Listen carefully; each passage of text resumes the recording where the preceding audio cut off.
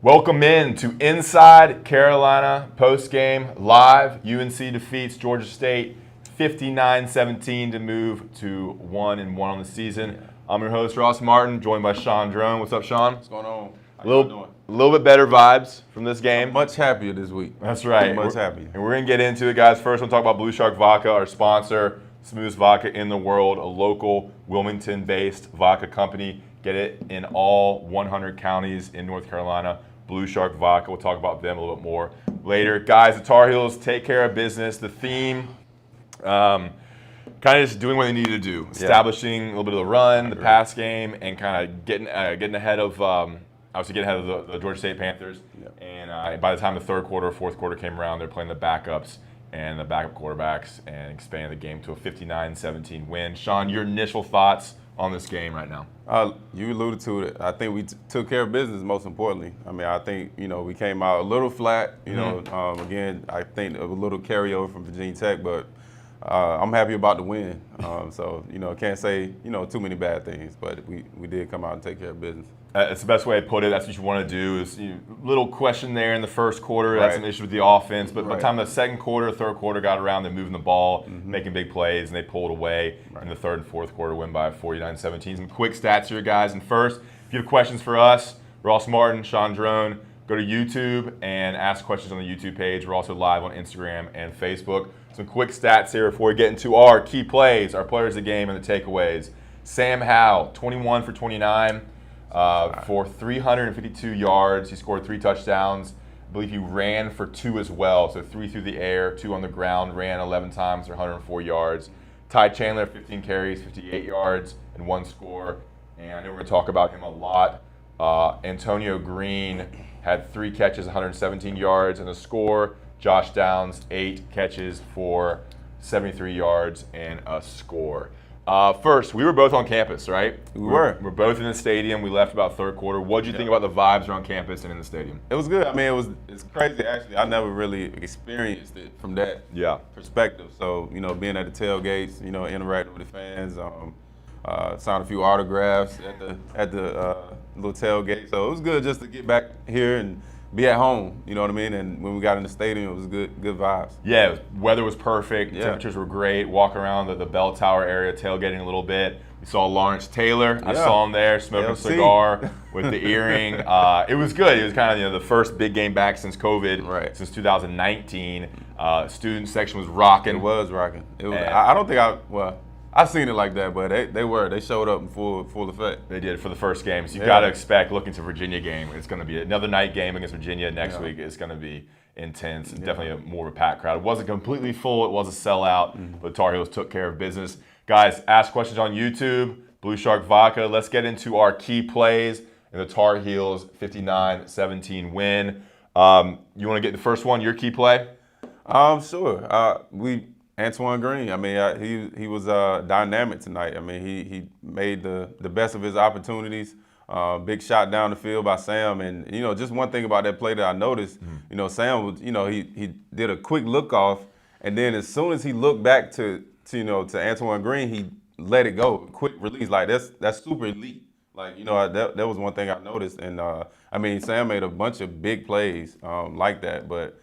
The key play is that 57-yard deep touchdown to the corner of the end zone in the first quarter. Big catch. Yeah, it was contested catch. Yeah. Sam dropped it right in the bucket, and Antoine Green came up with it. You almost said that you didn't know if he caught it or not, but yeah, I didn't. I mean, that throw. I mean, it looked like he overthrew it. I mean, it was a fingertip catch, literally. So hats off to him. It was a great play. And that's how you connect on deep balls. You put it where no one else can get it, but your guy in stride. Right. There was a couple plays where Sam underthrew a couple guys that could have been touchdowns as well. And overthrew. Yeah, for sure. One of my key plays, Emory Simmons. He had a 30-yard touchdown. It was kind of a nice little good back route. Shoulder. What was that called? It was a back shoulder throw. Another elite throw. Yeah, back shoulder throw.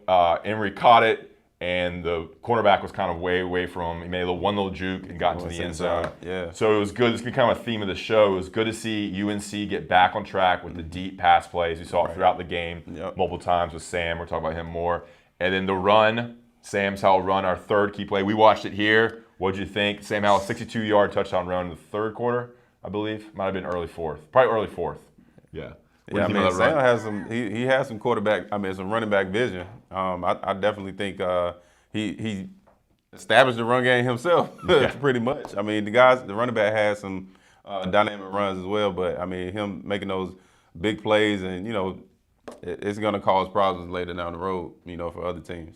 In a good way for UNC. Yeah, absolutely. Yeah, I thought we ran him a little too much. And I think he's getting hit a little too much. I don't know. I feel like we're running. I don't know if it was because of the pressure. I think I think that play may have been designed. It was a kind of a play action. He dropped a step back, and then the running back kind of led him through the hole. He did the rest. Yeah. Sam Howell finished with, like I said earlier, Sam Howell had 11 rushes for 104 yards. He was UNC's leading rusher. Scored the first touchdown and scored again on that 62-yard run. That's, I believe, his longest TD run of his career. Oh, is it? And there's a stat here. Sam Howell becomes the second quarterback in UNC football history to throw for over 300 yards and rush for over 100 yards. So 104 yards on the ground, 352 yards in the air. The other guy was? Leon. Was it? Who? Leon Johnson. Who was it? Marquise Williams. Throw for over 300. I forget about Keith. Throw for over 300 and rush for over 100. Yeah. That makes sense.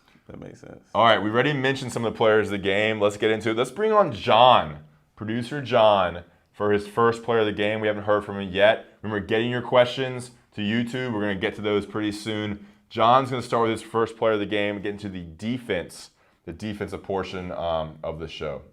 Take it away, producer John. Yeah, my player of the game tonight is Myles Murphy, defensive tackle. He's one of the young pups on the defense, one of those highly recruited, very talented defensive players. Tonight, he finished with a sack, and he also had 2 tackles for loss. So a very big performance from him. He's someone who can really help UNC throughout the season because he's only going to get better and better. Ross, how about you, player of the game? Yeah, I'm going Sam Howell. We've talked about a lot already. Got back on track with the deep ball, which we've talked about. 21 for 29, very efficient. I thought he wasn't very helped much by the offensive line, but a good passing game, and then also the rushing game kind of kept UNC in it early with his rushing game, that big 62-yard touchdown run, and you could see him on the sideline, super happy, pretty pumped with his performance. So Sam Howell is my player of the game, and Sean. Yeah, I'm going with Antoine Green. Kind of talked about him earlier. Definitely had a take your opportunity type game. I mean, he made the most of his opportunities. He 3 catches, 117 yards, and 1 touch. So I mean, he broke open the game with the explosive plays early in the game. So he kind of kept that thing going throughout the game, and made some beautiful catches. Man, I can't say too much more about him. He was dynamic. Green's a 4-star recruit, a big-time recruit. I think UNC fans have been waiting for him to have a big game. He's always on the brink of kind of breaking out. Yeah. And so when he caught that big pass play in the corner, it was huge. It's what they needed. That's what they need from him. Right. They needed that from him in Virginia Tech. You're going to need that next week against Virginia. Absolutely. If him, Joffrey Brown can become deep threats, that's what this offense needs. Yeah. Antoine Green, Myles Murphy. I thought Kyle McMichael played really well. Yeah, he did. The defense overall, there's a lot of guys you could point to that had good games. The linebackers, I didn't see any issues with the linebackers. Nah, not really. We didn't see Eugene Asante have many mistakes. Yeah, he was getting off blocks. I think they may have talked about that last week, just him getting off the blocks and making plays. Because, like I said, we kind of talked about it earlier last week with him. His size and then the offensive line getting their hands on him, but he was shedding blocks pretty good from what I noticed. Yeah, I thought Raymond Vahasek made some plays, Myles Murphy, Tony Grimes on some pass plays, and of course Kyle McMichael had a couple TFLs. I hated to see Conley go out, man. He was poised to have another good game. And that's a good note. Ja'Cory Conley is starting safety, left in the first quarter. He came back though with a club on his left hand. Yeah. So we'll see what his injury report will be. But the fact that he came back in the game is positive. He almost had an interception, I think, in the first half. Yeah. It was flying around as well. He made the first tackle of the game. That's right.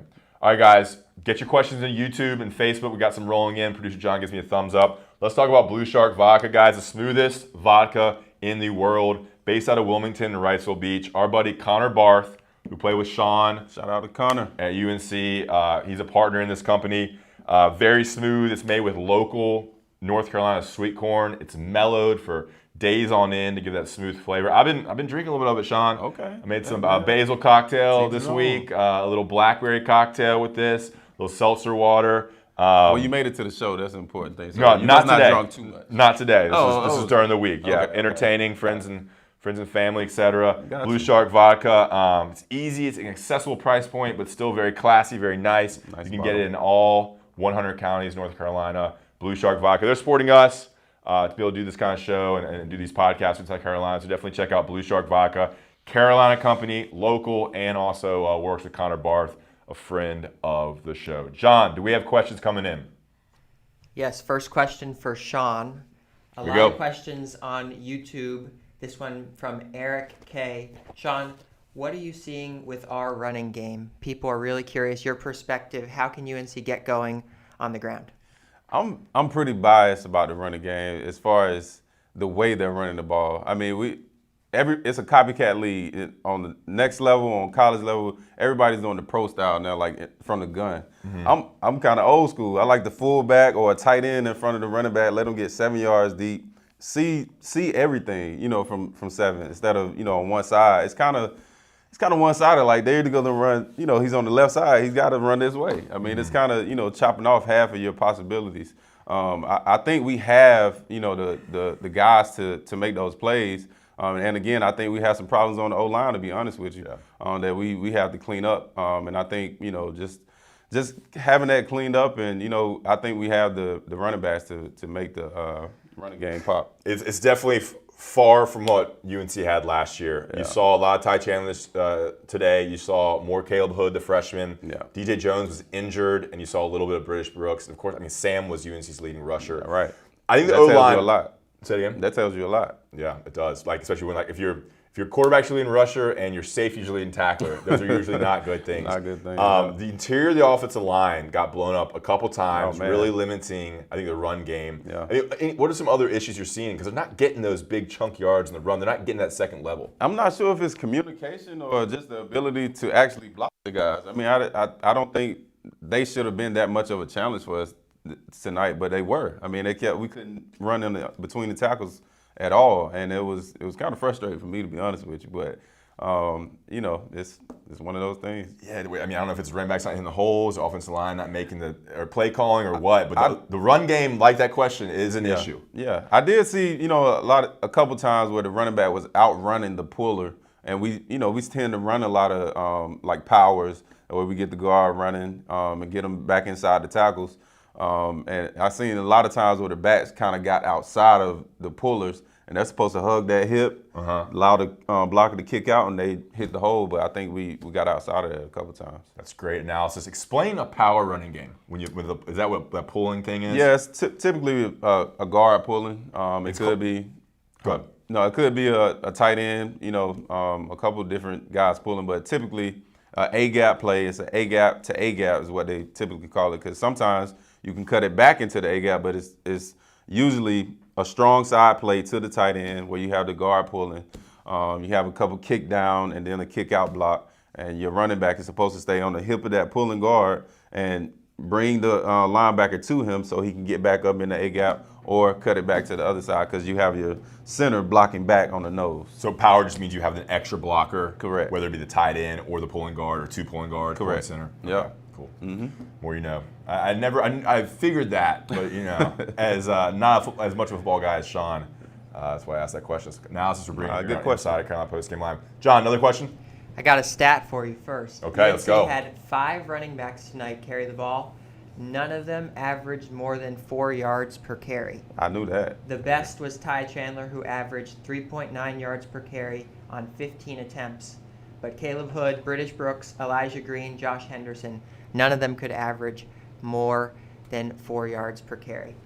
We can get into some additional questions here. Let's get Sean's take on that. Sean's take, sure. Yeah, I mean, it shows, like I said, I mean, it's hard to tell, like, from, without actually breaking down film, what's really going on. But it looks like it's a mixture of the linemen, and then the running backs are kind of outrunning their blocks on some of the runs. But I think that's something we're gonna have to clean up. Run game needs to improve. The deep passing game was a little more there. The run game needs work. The offensive line needs work. Yeah. John, another question? We've got another question, this time about the tight ends. Okay. This is from MCH on YouTube, asking about Kamari Morales. Yes, Should sir. he get more snaps? What do you guys think? And let's go stats real quick. Kamari Morales had 4 catches, 42 yards, averaged 10.5 yards per catch. And you pointed him out when we were watching back here at the office. Yeah, I mean, he was a bright spot early. I know they tried to get Watson involved early in the game, but I'm not sure what happened while he was out for a while. But Morales came in and made some big catches. Yeah. He's a big body, big target, and with quarterbacks, they want that blanket, that quick, dump off, or a big guy that can get open on some linebackers.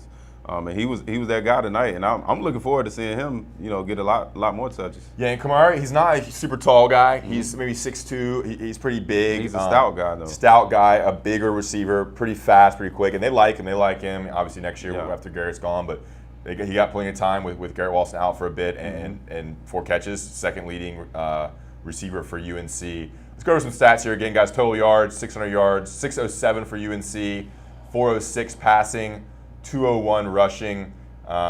Let's see, anything else? They had one turnover per team. UNC had 1 sack. They had 7 tackles for a loss. I think that's a good place to end there. All right, John, any more questions?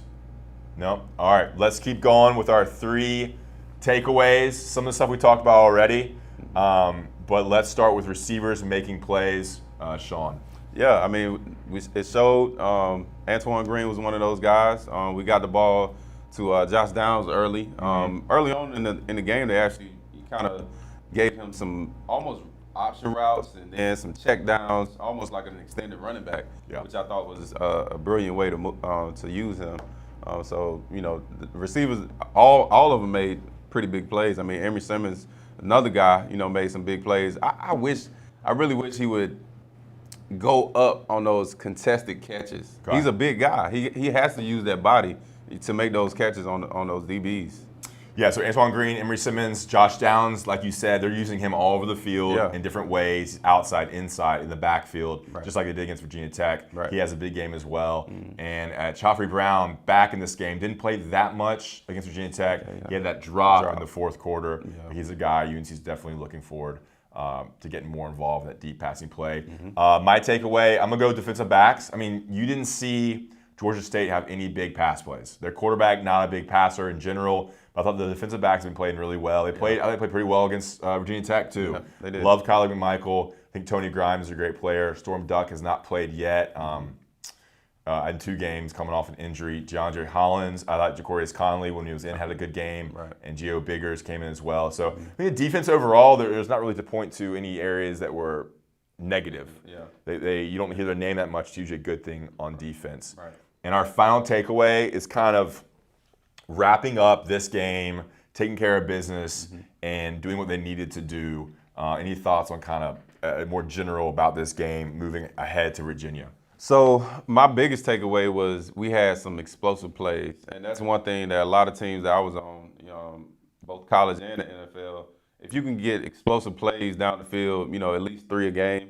you're gonna be in a good position to win. But I think us being balanced in the run and the pass and explosive plays will like last fit year. us well. Yeah, exactly. So we had a balance of those explosive plays. We didn't just lean on Sam running 62-yard runs and getting 62-yard passes down the field. It just doesn't happen that way every game. But if we can get those explosive plays in, it's definitely a key for us. And I think it's a confidence builder too. This type of game, getting those big pass plays, scoring touchdowns, whether it be on the ground or in the air, is it's a confidence builder for the offense, some connection between Sam Howell and his receivers. They took care of business. By the second quarter, third quarter, it was kind of under control, and you had fun. You had Bryson Nesbitt with a reception from Criswell. That was a great play. That was a good play. Jacoby Criswell got in, QB2, went out and hit Nesbitt on a really sharp pass play. On the run. On the run, that's right. You had Power Eccles with almost like a pick six. A lot of different players got in. I think the pick six was called back. But that's what you want to do in this game. UNC wins 59-17. John, do we have any more questions? We have some questions coming in. This one from Robbie.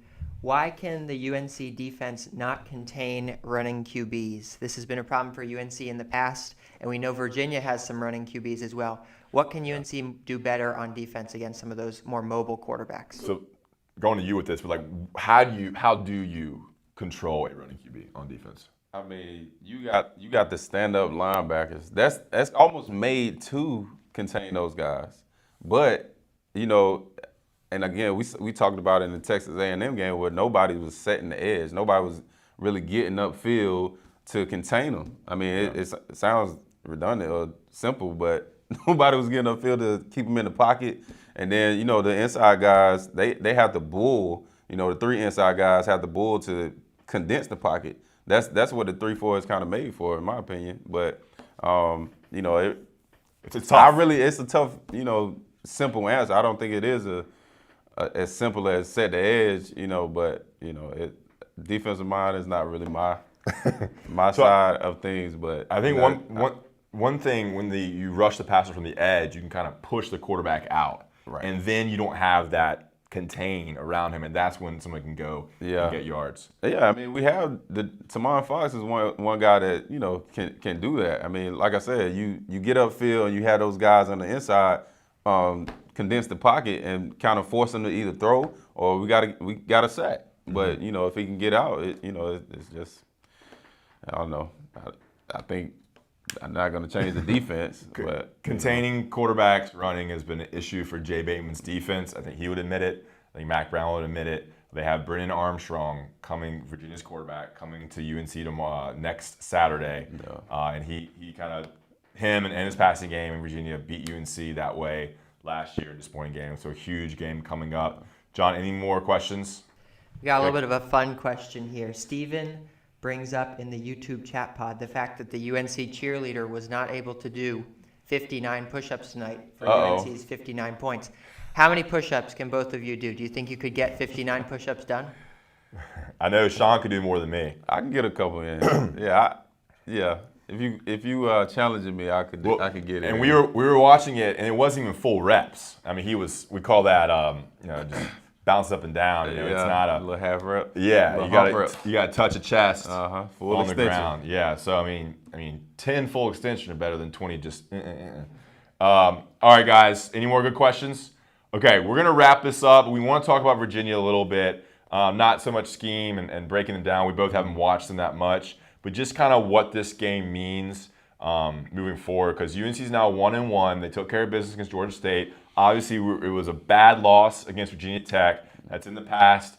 They've had 2 more weeks, a week of practice last week, another week of practice to get ready for Virginia Tech. We're going to close this down. We want to thank Blue Shark Vodka for sponsoring the podcast, the smoothest vodka in the world, getting all 100 counties, ABC stores in North Carolina. But Virginia, they beat Washington, William and Mary, forgetting my Virginia schools, William and Mary 43-0 last week. They beat Illinois this week 42-14. They come to Chapel Hill.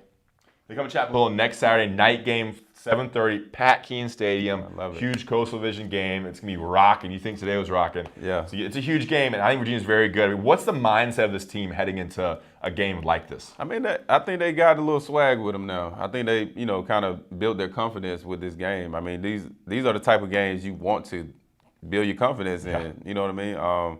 I think, just going in, and again, those explosive plays, we got to have those. I mean, we got to be able to run the ball as well, and we got to be able to stop the run going into with Virginia. So hopefully we get it done. I think the fact that they know that Virginia's good, they're 2-0. Yeah. There's no secret that Virginia is a team that can put up points, that can score. They're all business. They'll be completely focused this week. Right. They'll have 2 more games of tape to look at. I think that helps to kind of see how things work, see what combinations work. I think that helps. So, we'll be here Inside Carolina Live next Saturday, same time, roughly 7:30 kickoff in Keene Stadium. It's a massive game. I mean, I think if UNC wins this game against Virginia, you're moving the right path. You kind of got another Coastal ACC win in the win column, and then you look ahead to more of the season, and kind of that Virginia Tech game is way in the back. If you lose to Virginia, it's another step 10 steps back, really, in my opinion. That's a home Because there's loss. no get-on-track games like this game tonight. Yeah, because I think it's Georgia Tech. After that, then it gets tough in October. I think it's Florida State. I think Duke, Florida State, Miami, Notre Dame. So I mean, I think Duke's pretty. Excuse my French. Crappy. But other than that, I mean, it's a huge game. So we're pretty pumped for Virginia, guys. Thanks for watching Blue Shark Vodka Inside Carolina Live. For Sean Drone, I'm Ross Martin. We appreciate Instagram, YouTube, Facebook, and we'll see you next time.